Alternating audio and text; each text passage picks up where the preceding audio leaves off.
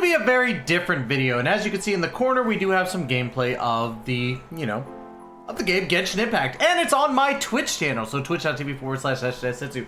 But today, I really just want to talk about the recent things that's been going on with a lot of Genshin Impact content creators, and that is to address burnout / quitting the game. Now, there's not going to be a transition to my other things. This is it right here. We're going to be talking about it straight out the gate.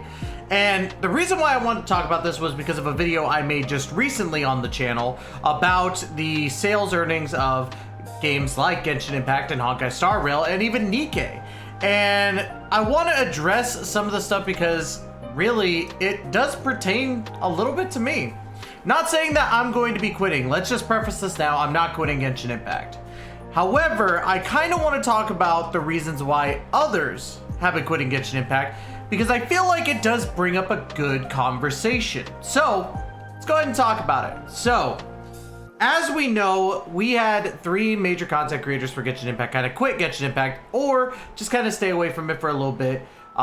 Mainly the 2 major quitters are 1010 and MTashed, while we have Tectone, who has branched away from Genshin Impact and talks about it every once in a while, but we know that his content is kind of straying away from Genshin Impact in general.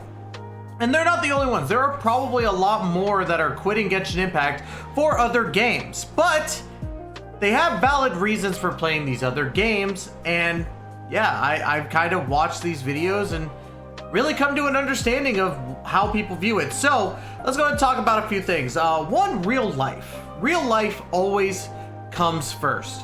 And as you guys know, I barely have a real life because really I'm always working on something, whether it be my actual job or whether it be content creation, because I'm always making videos, I'm always trying to stream, I'm always trying to do new things and incorporate new ideas into, my channel and content, such as the artifact grinding and, well, not artifact grinding itself, but turning in all the artifacts and seeing what we could get, doing the spin the wheel spiral abyss, and even trying other games like Honkai Star Rail, which has become a really good thing for the channel. And for those of you who have come in since the Honkai Star Rail videos have started, welcome. Deeply appreciate you stopping by. Star Rail videos are going to continue.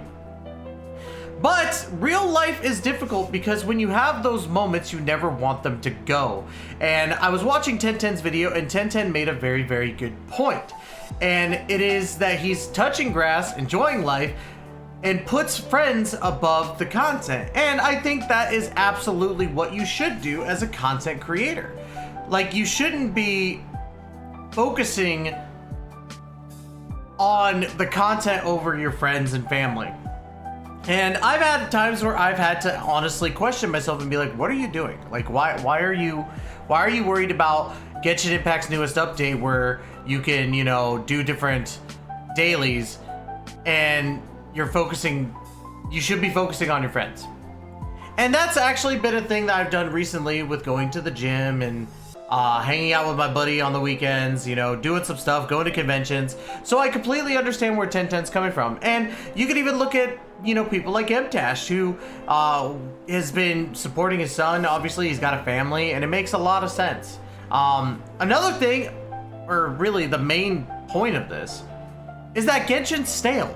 Now, I've been a gacha game player for years now. I would like to say I'm actually an expert because of how many I played extensively. Starting out with Dokkan Battle, or Dragon Ball Z Dokkan Battle, getting into Danmachi Memory Freeze, Genshin Impact, Honkai Star Rail, Konosuba, Nikke, other games such as Artery Gear, did a little bit of Arc Knights, Summoner's War, all these different ones that I've actually tried out and really kind of understood how gacha works. And to be honest, like, a lot of people make the joke like gachas are not games. And in some cases, it's really true. It feels more like a chore sometimes. Like, I feel myself, like, even to yesterday, like, I just didn't want to touch anything Genshin. I really didn't. And it really goes to show that Genshin right now is in a really, like, stale state. Now, is Genshin Impact bad? I really don't think so. I don't think that Genshin is bad, and like I said in my last video, I don't think Genshin's even dead. I think it's just more so that we're in this stale state like every gacha game gets into, and Honkai Star Rail will get there too. Trust me on that, y'all.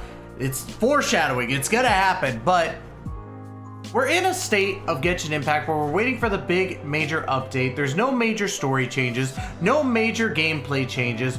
All we have left to do is TCG stuff, freaking exploration, and some mini quests just so that you get caught up. And honestly, that's just the name of the game. There are plenty of times in Dokkan Battle where I would see staleness in the game and I'm like, whoop, that gives me time to catch up on the stuff that I didn't really want to do. Like right now, I'm doing all my TCG stuff for Genshin Impact and I need to get exploration done.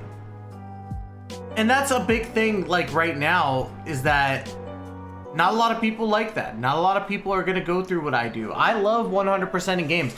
I love that type of challenge, being able to 100% and be like, wow, I've got all these achievements, I've gotten all the name cards, I've done this, I've done that, and then be like, well, time to wait until the next update comes out and 100% that. That's just me. Not everybody's like me. I'm freaking crazy. That's all I can really say about that, but it helps having other games, which is another thing that 1010 really touched up on, is that he started playing more Elden Ring, Sekiro, and other games with his friends, which you absolutely should do. Don't just play Genshin Impact.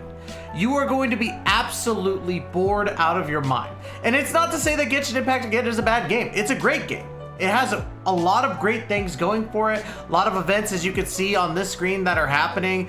New characters that come out. But it only lasts so long. Gacha games are meant to only be played in short stints for the day.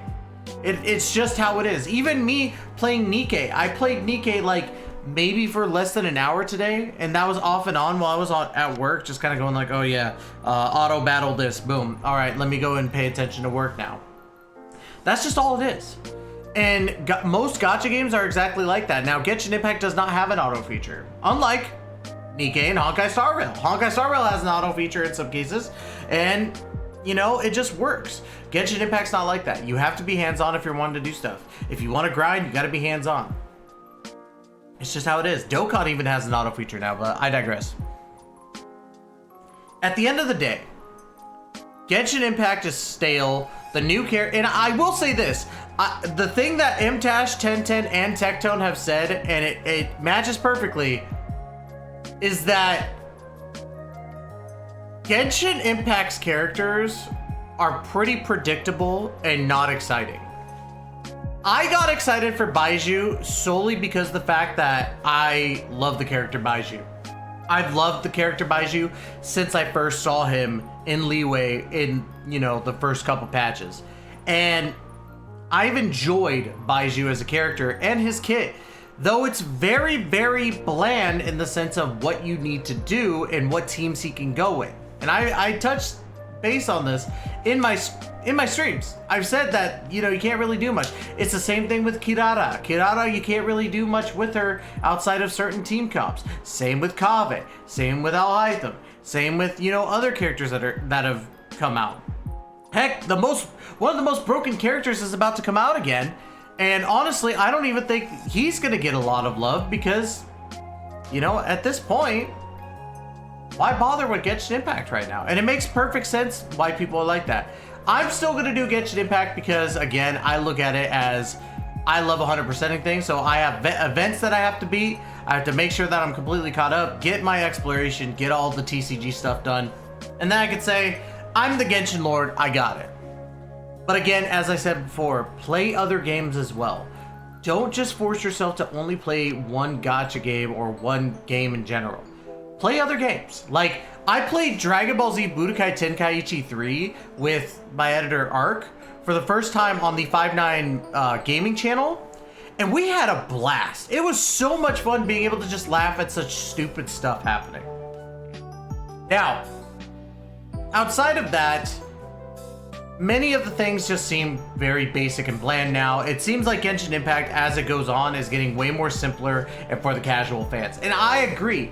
I think that honestly, Hoyoverse needs to take a moment to like look at what's going on, see their player attrition and notice what they're doing is wrong and flip it back to where they're giving us stuff for the extreme players and giving stuff to the casual players. The people who are playing consistently need a reason to play consistently.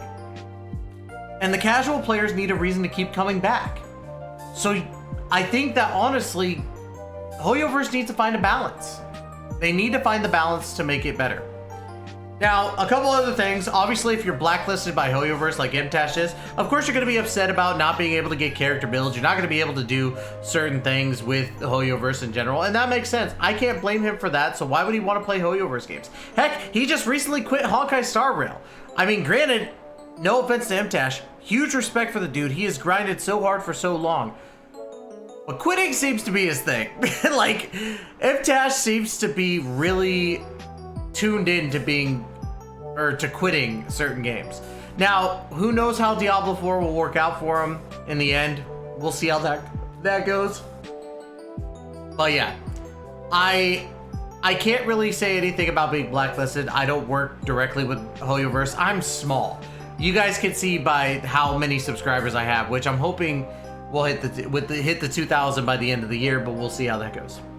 But at the end of the day, when you're a bigger creator and you're blacklisted by the company of the game that you are, you know, trying to be a creator for, hell yeah, I could absolutely understand why somebody wouldn't want to deal with any of their games. Like, and that's just it. It sucks. But to those people who are bored with Genshin Impact, play another game for now. Just take your time, take time away from Genshin Impact. You don't have to play it every day. Fontaine is just around the corner. That'll be the time when we truly see what's going to happen with the player base. Do I think Genshin Impact's going to die? No. If Genshin Impact was going to die, they wouldn't have made $20 million this last month. And yeah, comparatively to Honkai Star Rail's $80 million that they made, 20 million's nothing. But they were still the second most, it was 32, actually. 32 million. They were still the second most grossing game last month. That doesn't seem like dead to me. It really doesn't.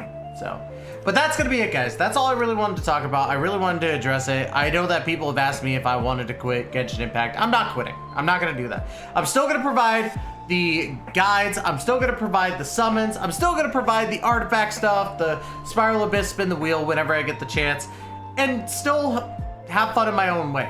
And that's what you should do too. But that's gonna be it, guys. Love you all to death. And as always, we'll catch you guys in the next video. Please take care, be safe, y'all.